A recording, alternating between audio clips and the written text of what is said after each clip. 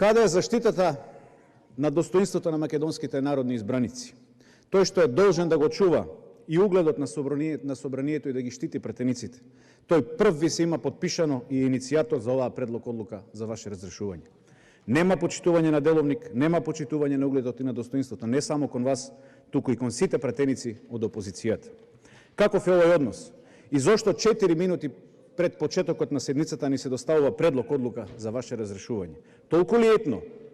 Па 4 месеци чекаа, за да сега на 4 минути пред почеток на седница да ни се достави предлог и тоа како прва точка.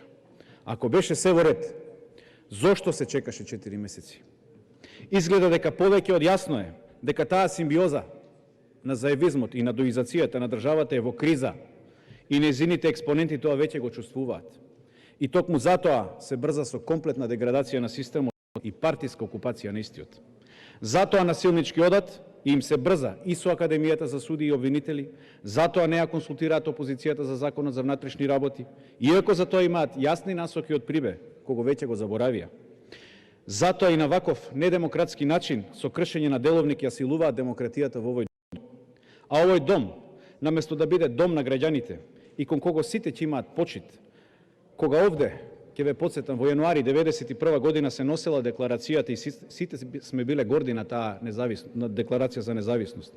И кој дом, наместо да биде символ на демократијата и за почитување на законите, сами си ги носиме, стана дом на самоволието. Ова е собрание во кое насилно се менуваше уставот на државата. Ова е собрание во кое се избираше председател на собрание со 2 кренати раце и за кое нема записник од седницата. Ова е собрание каде е забрането да се формираат анкетни комисии за настани во кои имаме човечки загуби. Ова е собрание во кое се злоупотребува европското знаменце. Ова е собрание кое аминува и поддржува владата што ни донесе 4 кризни состојби, како ниедна друга држава во свет. Ова е собрание кое дава поддршка на влада што ни донесе инфлација од 6,7%. Колега Зендели, ова е собрание кое во услови на геополитички тензии, наместо да расправа за тоа какви мерки треба да се превземат за надминување на тоа што ни доаѓа, води расправа во доцните ноќни часови за тоа како да им се удоволи на желбите на ДУИ и на СДСМ, односно за нивен спас од истраги за зулумите што ги правеа во изминатиот период, затоа што знаат дека е готово. Благодарам.